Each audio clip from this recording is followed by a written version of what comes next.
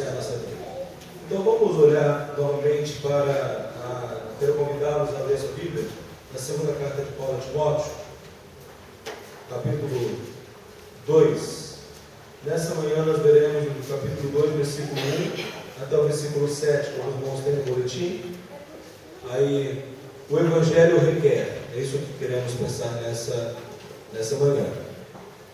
Vamos lembrar, irmãos, que quando nós falamos da segunda carta de Paulo a Timóteo, falamos que o crente deve suportar as provas do ministério, perseverando na palavra e na oração. Esse é o grande tema, a grande ideia de todo o livro da segunda carta de Timóteo, assim podemos colocar. No capítulo 1, versículo 1 a 2, a qual já estudamos, nós aprendemos aí que o Evangelho é promessa de vida que está em Cristo Jesus. Quando você olha para esses dois primeiros versículos, o tema foi a promessa do Evangelho. Domingo passado nós tratamos sobre o versículo 13 a 18. É bom lembrar que aqui está um chamado ao sofrimento, e naquele domingo trabalhamos que a confiança no poder de Deus nos encoraja a enfrentar os sofrimentos pelo Evangelho. Como é importante termos consciência disso, de que quando eu confio no poder de Deus, quando eu confio na soberania, na grandeza de Deus, eu sou encorajado a enfrentar os sofrimentos. E agora, no capítulo 2, 1 a 7, nessa manhã, nós oraremos aquilo que o Evangelho requer. O que o Evangelho requer do Guilherme?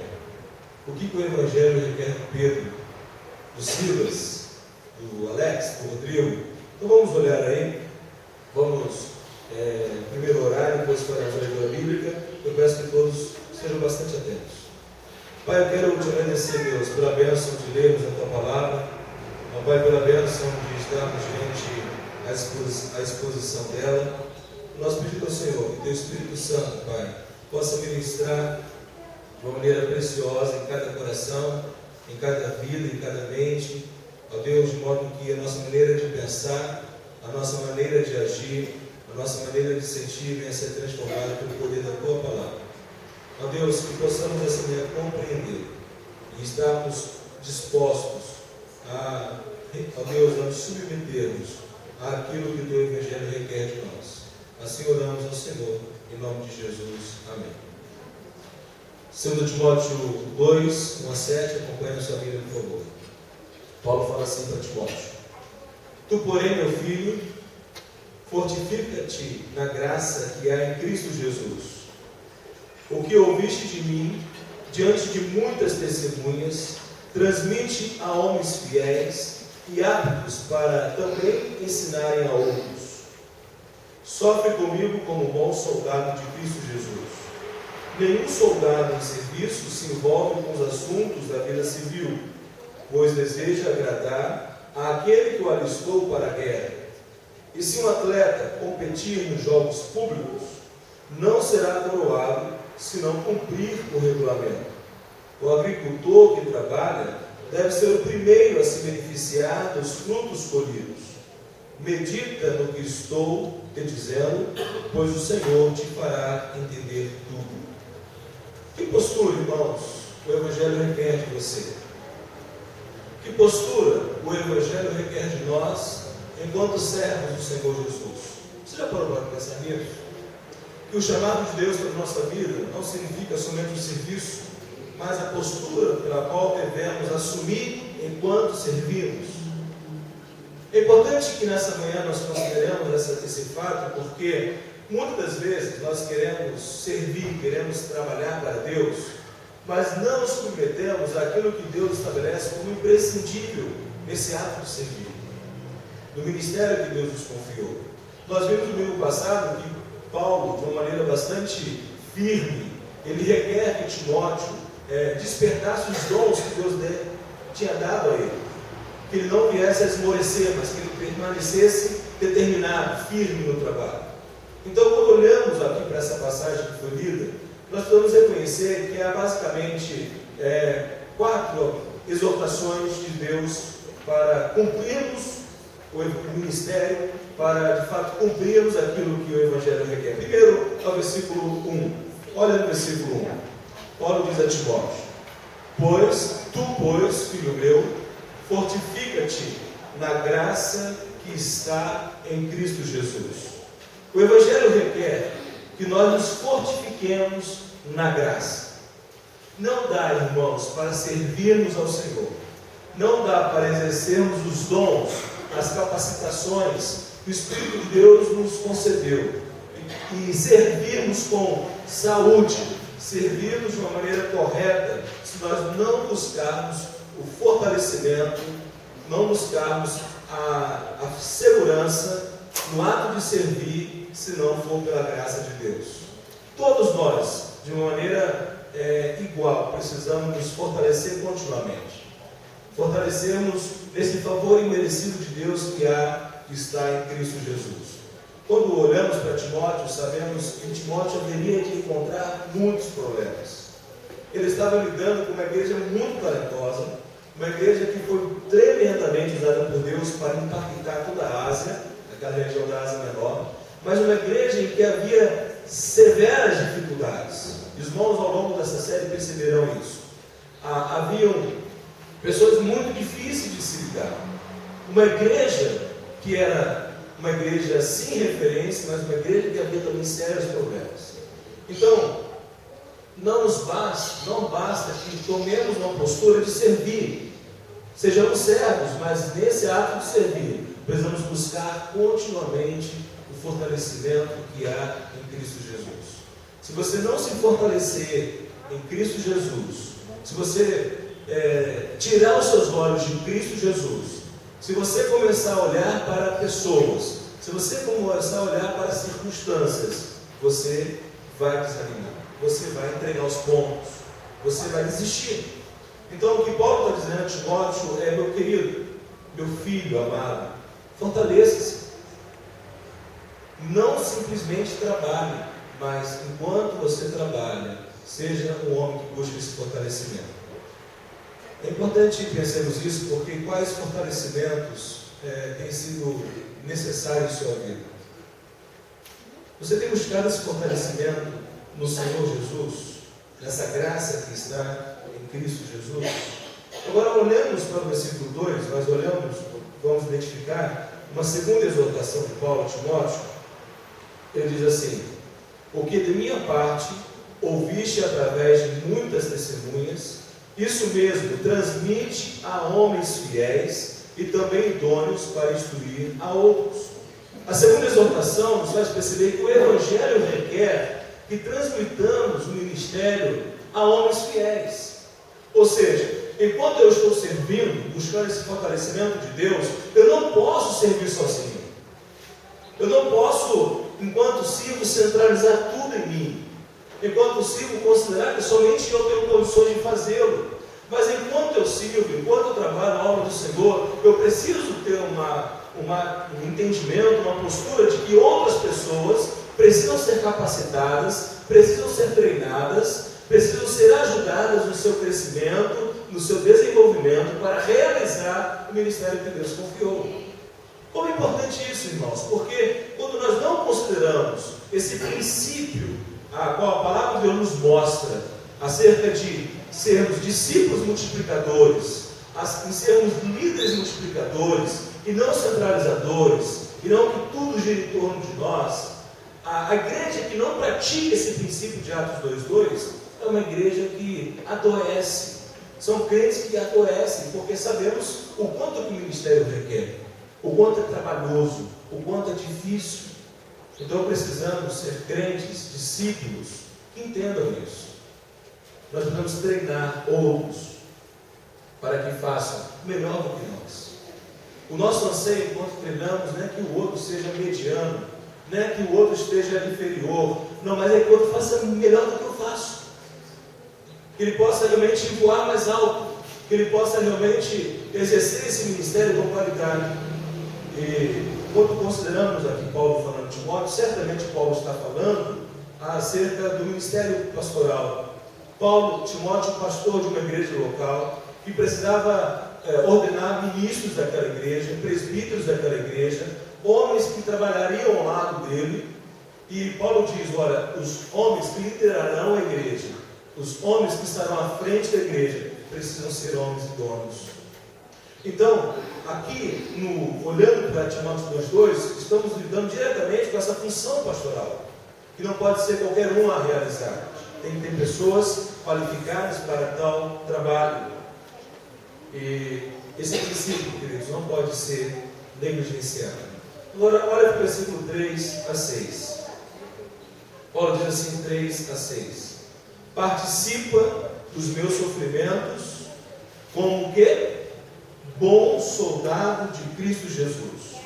Nenhum soldado em serviço se envolve em negócios desta vida, porque o seu objetivo é satisfazer aquele que o arregimentou. Igualmente, o atleta não é coroado se não lutar segundo as normas. O lavrador que trabalha deve ser o primeiro a participar dos frutos. É interessante perceber que nessa terceira exortação de Paulo a Timóteo, ele nos mostra que o Evangelho requer que participemos do sofrimento. Irmãos, o que nós menos queremos, o que nós não queremos, é sofrer. Não há prazer no sofrimento. Não há, podemos dizer o seguinte, que glória há no sofrimento. O mundo diz isso, que glória há no sofrimento. Os discípulos, não os discípulos, mas os judeus rejeitaram Jesus. Por quê? Era inconcebível que o Messias fosse um Messias sofredor, que o Messias fosse para a cruz, que o Messias morresse de uma maneira tão vexatória como morreu. Era inadmissível isso. Agora, quando lemos aqui a exortação de Paulo, é que nós estejamos conscientes de que, enquanto trabalhamos na obra de Deus, enquanto servimos ao Senhor, existe uma realidade a qual não podemos fugir. Enquanto seguimos Jesus, é que sofrimentos virão. Sofrimentos virão. E ao longo dessa série vocês vão entender que tipo de sofrimento e o que leva ao sofrimento. Certamente a fidelidade à palavra de Deus leva ao sofrimento. E aqui temos Paulo usando 3 analogias. Soldado. É impressionante notarmos o quanto que é bonito percebermos que um soldado, ele é uma pessoa extremamente focada em sua missão. Um soldado tem foco no trabalho que ele faz. Ele sabe exatamente a missão que ele tem que cumprir e ele está pronto a morrer por aquela missão. Se o soldado é designado, por exemplo, há alguns anos atrás, alguns soldados americanos conseguiram identificar onde estava o Bin Laden, foram até o local em que ele estava e ali então houve a aniquilação dessa pessoa. Aqueles soldados, eles estavam prontos para morrer por aquela missão. E a missão tem que ser cumprida. Os meninos, os adolescentes que gostam de jogos, de estratégia, todo jogo de estratégia você tem uma missão naquela fase, não é isso? Você tem que cumprir aquela missão. E o soldado, ele tem foco. Você precisa ter foco. Nós precisamos ter foco enquanto trabalhamos para o Senhor. A segunda analogia que ele usa é a analogia de um atleta. Nós estamos em ano olímpico. Daqui a poucos dias a Olimpíadas começará. E é inegável a disciplina dos atletas. O quanto que os atletas são extremamente disciplinados. Horas a fios. Meses, semanas, anos para conseguir chegar ao pódio. Todos querem pódio, mas somente um chega ao seu ponto máximo. Então, meus amados irmãos, o que nós precisamos reconhecer é que não somente o foco de um soldado, a disciplina de um atleta, mas ele nos mostra uma outra questão, o lavrador. E o lavrador, ele diz assim, que trabalha, deve ser o primeiro a participar dos frutos. O lavrador, quando está a semear a terra, preparando a terra, ele não tem nada senão terra e semente. Não é isso? Ele precisa adubar a terra, ele precisa preparar a terra para receber a semente, e ele coloca a semente ali. O que nós precisamos aprender com o agricultor, com um lavrador? Fé. Nós temos que ter fé. Ele está plantando na certeza de que aquela semente ela haverá de germinar e daquela semente se dará o resultado daquilo que ele plantou. Ele crê nisso, ele espera por isso. Ele tem uma expectativa por isso. Então, enquanto nós trabalhamos na obra do Senhor, nós temos que ter expectativas de que aquilo que estamos fazendo resultará em bons frutos, de que aquilo que fazemos resultará na edificação da igreja de Deus. E quando consideramos isso, a fé é imprescindível, cremos, mesmo que os meus olhos não veem, mesmo que as minhas mãos não toquem, mesmo que eu não possa sentir, não possa cheirar, não possa ouvir, mas eu creio que o resultado daquela semente será fruto, será aquilo que eu plantei.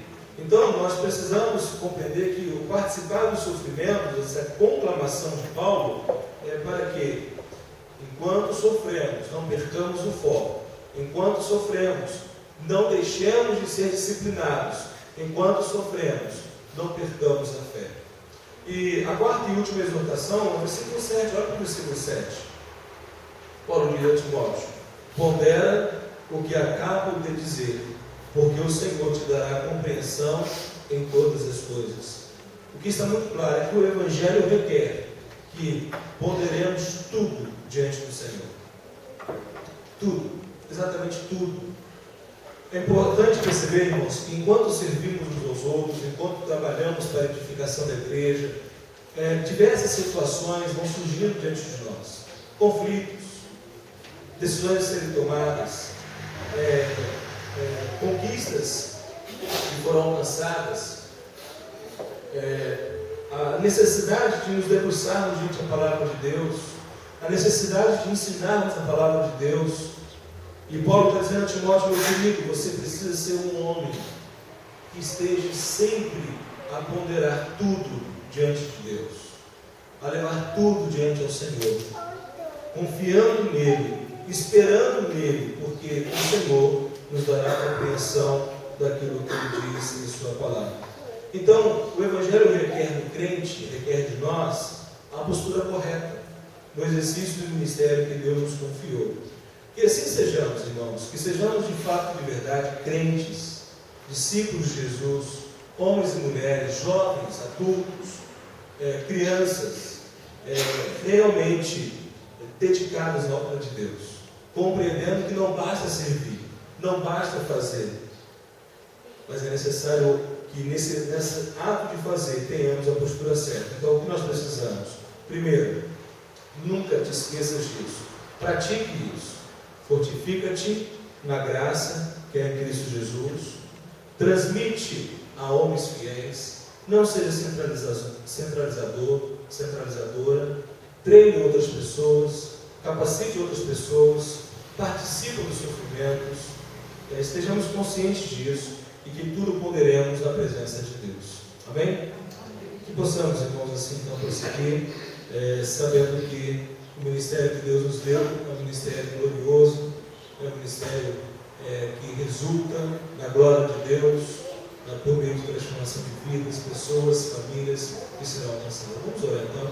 Quero convidá-los a fechar os seus olhos, vamos elevar os pensamentos a Deus. Aproveite agora também para se fortalecer no Senhor, para colocar diante de Deus tudo que você ouviu conforme a sua realidade.